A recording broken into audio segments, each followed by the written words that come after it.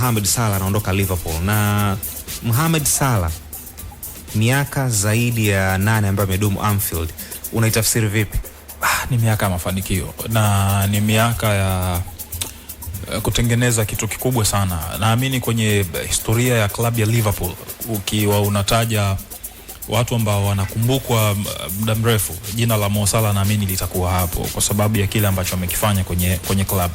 Yeye binafsi as a player na mchango wake kwa klabu kwenye mafanikio aliyopata. Tunazungumza ubingwa wao wa kwanza wa Premier League toka imekuwa Premier League mwaka 92. Yeah.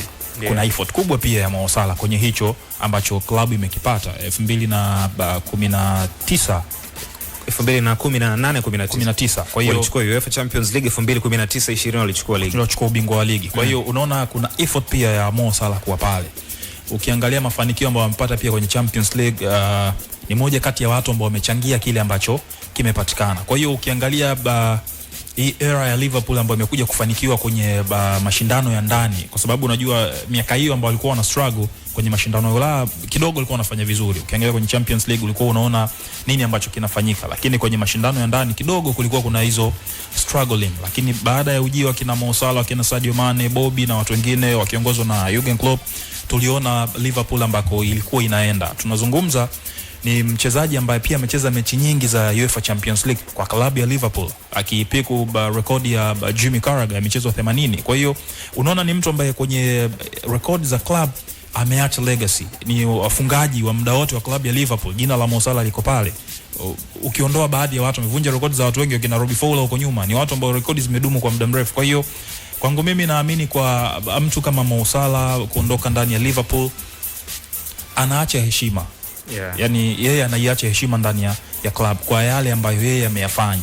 Ukiangalia amekuwa top scorer mara kadhaa, amefikia pia rekodi ya goli nyingi zaidi kwa msimu. Kuna vitu vingi ukiangalia siku ambao anaweka rekodi pia. Yes. Jezi alotumia, viatu viko kwenye makumbusho ya Premier League, kwamba hivi ni vitu ambavyo vimewahi kutengeneza hii rekodi, watu wametunza pale. Hatoki mahali pengine, ni heshima pia inaenda kwa klabu ya Liverpool, kwamba mliwahi kuwa na mtu ambaye alifanya kitu kikubwa kwenye historia ya mpira wa nchi. Kwa hiyo naamini kwangu mimi ni moja kati ya wachezaji ambao wametengeneza legacy kubwa sana kwenye mpira wa Kiingereza. Ni moja kati ya wachezaji bora muda wote kwenye EPL. Yes, anaweza kuingia kwenye hiyo debate kwa sababu amekuwa anafanya hivyo mfululizo. Tunazungumza msimu ambao Mohamed Salah amekuwa na performance ambayo kidogo sio ya kuridhisha. Kama kumbukumbu zangu zitakuwa sawa, Rich tunanisaidia, msimu wa 2018 hapa 19 alikuwa na almost goli kama 17. Ndio msimu mbovu kwangu mimi kwa Mo Salah. Yes, nafikiri kwa hivyo. Yes, ndio msimu ambao alikuwa na msimu mbovu, na ni kwa sababu pia mwenendo wa Liverpool pia haukuwa msimu ambao umenyooka sana, lakini yeye binafsi alikuwa anakuonyesha kwamba anaweza kufanya nini. Lakini ukiangalia kwenye misimu mingine, mchezaji ambaye anaweza kukupa goli 15 plus assist 15 kwenye kila msimu, ana uhakika kukupa hicho kitu. Kwa hiyo ni mchezaji ambaye kwangu mimi hizo debate za mchezaji bora wa muda wote kwenye Premier League anaweza akawa humo. George Magunga ni anaondoka Liverpool, Mohamed Salah. Lakini unafikiri ana nafasi bado kwenye ligi kuu nchini Uingereza kucheza EPL? No, nafasi ipo, lakini sitatamani kuona akiendelea kusalia pale. Kwa nini? Ya kwa sababu kitu ambacho amekifanya ndani ya Liverpool sijui nizungumzie kwa namna gani, lakini amefanya vitu vingi sana ambavyo ukitafuta wachezaji ambao wamefanya vile vitu ambavyo Salah amevifanya unaweza kupata tabu ndani ya kikosi cha Liverpool. Hii ni generation ama ni kizazi ambacho kilikuja kurevive Liverpool upya kutoka kwenye miaka zaidi ya 30 pasipo kuwin Premier League, lakini ni Liverpool ambao tayari unahitaji tena kama timu shindani zaidi, sio tu club kubwa ndani ya taifa la Uingereza. Kwa hiyo ukimtoa leo pale akaenda kuitumikia club labda West Ham, Brighton, it's okay kwa sababu kama atataka kuendelea kusalia pale, lakini binafsi kwa heshima yake na kile ambacho amekifanya anastahili tu kutoka nje ya pale. Yani kitoka pale nje pale ndio heshima inaendelea kuwepo. No, unajua kuna vitu ukifanya sehemu, acha tu ile alama afu nenda tu sehemu nyingine. Ndio maana anaondoka Liverpool. Yani sasa Aguero wakati anaondoka City, kitendo cha yeye kwenda nje ya taifa la Uingereza ama KDB ni heshima tosha kwake. Yani kwa sababu wakati mwingine unaweza ukasalia pale pale, it's okay, utacheza, utafanya nini, kwa sababu tumeona wakina James Milner ametoka pale kaenda Brighton, lakini kuna kile kitu ambacho unakuwa umekifanya na kuna heshima unakuwa umeitengeneza, it's better ukaiacha kama ilivyo and then ukaondoka. Yani kwa maneno kwamba sasa yani hapo sasa yani ni kwamba yani anaweka yani kwa wale mashabiki wa Liverpool. Yeah, yani kuna ile sababu yeye kwake anaweza kani bado tu ana time na anaweza akacheza, kwa sababu labda pengine anasema okay, labda ninatakiwa ni chase record ya kufunga mabao mengi pia kwenye Premier League, kwa sababu yuko kwenye top 4 nafikiri wafungaji bora muda wote. So inawezekana akasema okay, bado nina nafasi ya kuendelea kubaki Premier League, lakini sio Liverpool. Lakini wewe kwa upande wako unaamini kwamba hatakiwi kubaki hata Liverpool, kwa maana kwamba hatakiwi kubaki Premier League, kwa maana kwamba ile heshima aliweka Liverpool ibaki pale pale, yani asije kukutana na Liverpool by any means kwenye michuano ya ligi kuu nchini Uingereza. Unajua kama angehitaji kubaki pale, kuna possibility ya kwamba okay fine, naweza ingeendelea kusalia ndani ya Liverpool, kwa sababu sio kwamba Liverpool mwambia wamhitaji. Lakini kwa statement ile ni kwamba yeye pamoja na familia yake wamefikia muafaka kwamba bwana, baada ya msimu huu sisi tutaondoka. Na this season, msimu huu ulikuwa ni kama extra season kwa Mo Salah, na ilikuwa ni pressure kubwa kwa Liverpool kuanzia kwa viongozi kwamba okay, huyu mtu kwa kitu ambacho amekifanya last season, kwa maana msimu uliopita zile numbers zilikuwa za kawaida. Ukiangalia mafanikio ya Liverpool msimu uliopita huwezi kuyatenganisha pamoja na miguu ya Mo Salah, na sio msimu uliopita tu, kwa misimu mingi iliyopita. Kwa hiyo kama amehiti zaidi ya 30 goal contribution, zaidi ya magoli 30, huyu ni mtu ambaye tunataka tukabakia naye kwa ajili ya msimu unaofuata. Msimu huu of course kuna kitu kimepungua kwa Mo Salah, kuanzia kwenye kasi yake, nishati yake pia. Sasa wanapoelekea, Salah ameona kabisa no, inawezekana ndio kama msimu sahihi wa mimi kuondoka ndani ya kikosi cha Liverpool na niache maisha mengine yaendelee. Of course huo utashi nao kwamba ameona tayari kuna dalili za kila aina kwamba yeye na Liverpool watakuwa wamefikia mwisho, kwa maana ya huyu muajiri kutoa huduma ndani ya timu na ajili kuendelea kumpa huduma Mo Salah. Kwa hiyo nafikiri amefanya maamuzi sahihi katika muda mwafaka zaidi. Ni kweli Salah hakuwa na kingine cha kuprove ndani ya kikosi cha Liverpool, Evans? Sidhani kama alikuwa anahitaji kitu kingine cha kuprove, kwa sababu alisha prove kwenye games ambazo amezicheza, performance ambayo amekuwa nayo imekuwa ina muendelezo bora. Kwa hiyo sidhani kama alikuwa anahitaji kuprove kitu kingine, kwa sababu tukianza kujudge kwenye issue ya performance yako binafsi, ameprove kwenye eneo kubwa sana, kuwa mfungaji, kuwa mtoa pasi za usaidizi wa magoli. Tukienda kwenye level ya club, timu imeshinda Champions League, tunazungumza timu imeshinda Premier League, imeshinda FA, imeshinda Carabao. Yani vile vyote ambavyo club ilikuwa ina compete kuvipata, imefanikiwa kuvipata pia kukiwa kuna juhudi za Mo Salah. Kwa hiyo kwangu mimi sidhani kama alikuwa na kitu kingine cha kuprove. Okay, sawa, lakini Mohamed Salah ataondoka mwishoni mwa msimu, na jana ndo hivyo waliweka wazi, na tusubirie tuone atapata nafasi kwenda wapi, lakini inawezekana akaenda Saudi Arabia kama jinsi ambavyo imekuwa ikizungumzwa kwa miaka kadhaa au kwenye misimu kadhaa au miezi kadhaa iliyopita, lakini maybe tusubiri tuone kama anaweza akafanya maamuzi ya kubaki ligi kuu ya nchini Uingereza. Hata kama Roberto Firmino akiondoka ameondoka na harudi tena, lakini mwisho siku hiyo ndio kwake Mohamed Salah. Hivi unamweka kwenye top ngapi ya wachezaji, top 5 ya best player of all time kwenye Premier League? Hawezi kukosa. Binafsi tena namweka kwenye top 3 kabisa Mo Salah. Hapo unamweka nani na nani?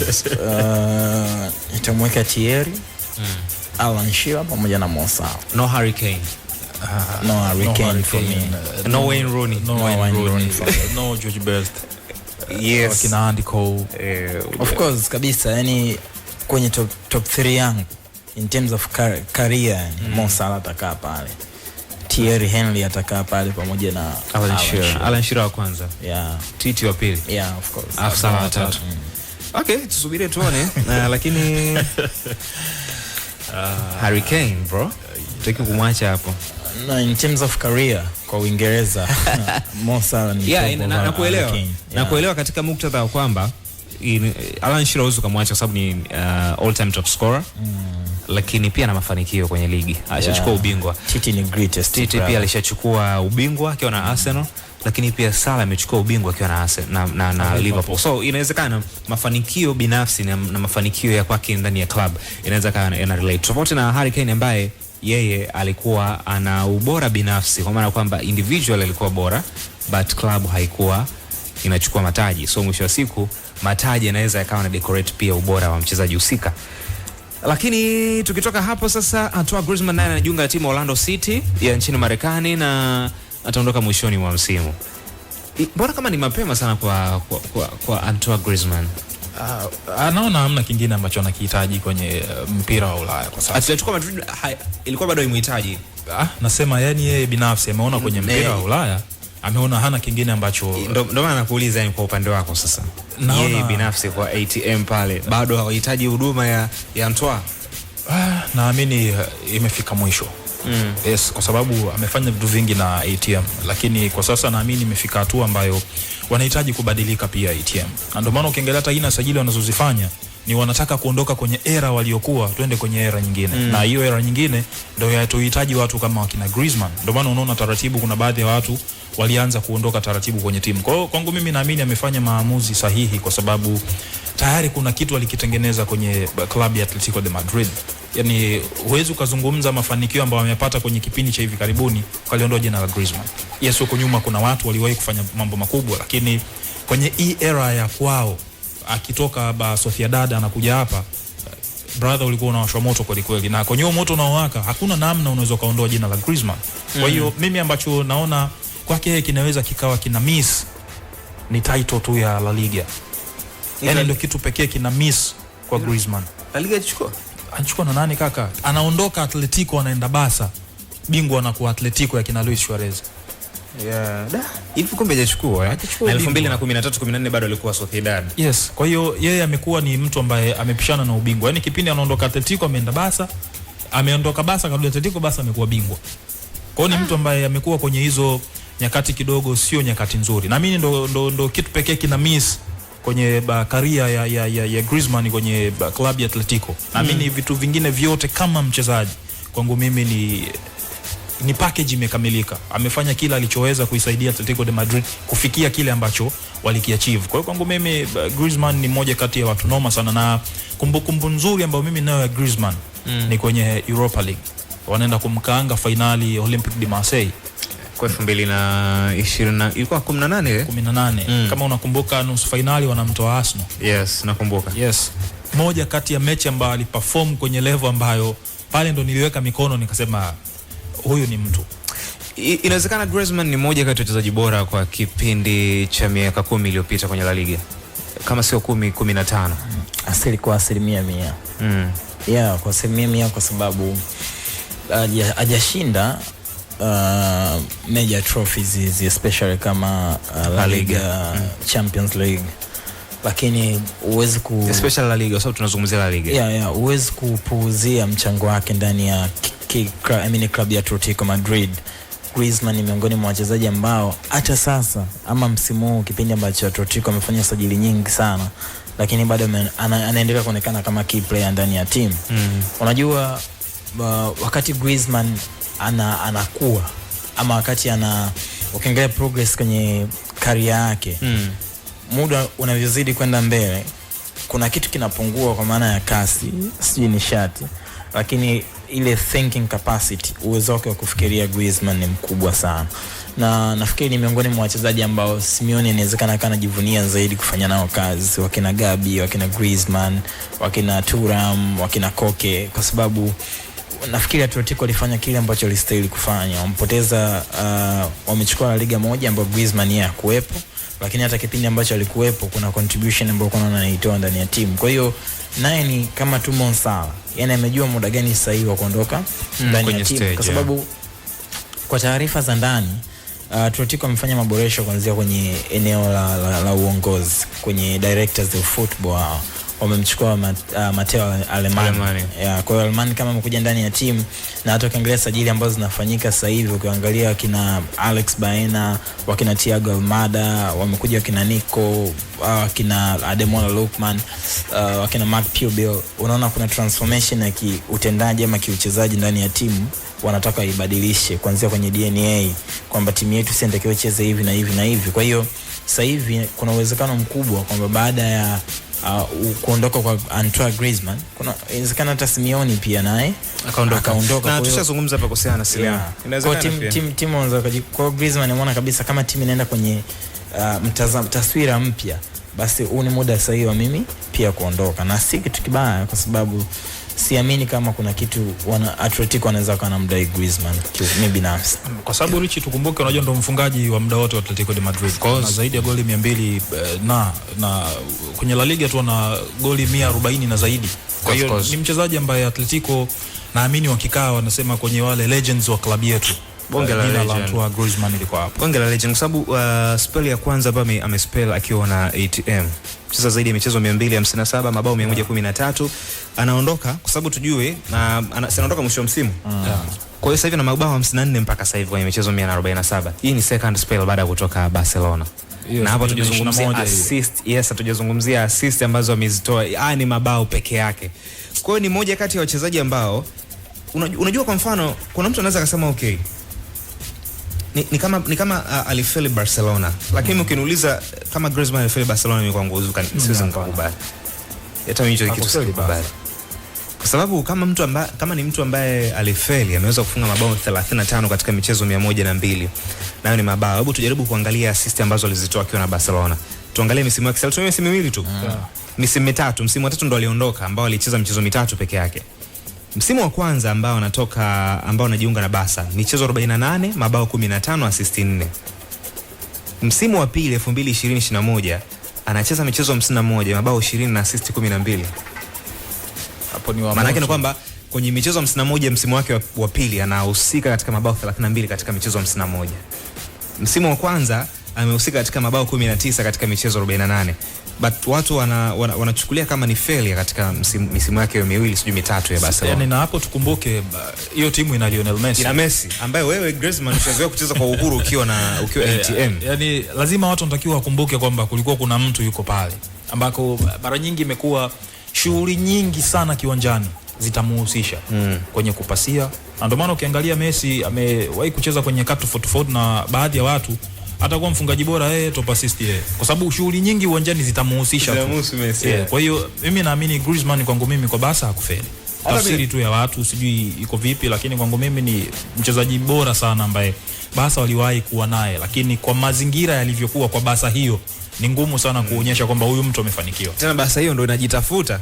Inataka irudi kwenye ubora, lazima watu watakuwa na umefeli. Lakini in my opinion nafikiri ni mchezaji bora, mmoja kati ya wachezaji bora kwa kutokea La Liga, lakini pia ile creativity ya Griezmann George Magunga ni kitu kingine top notch kabisa. Griezmann akiwa na mpira mguuni unasema wow.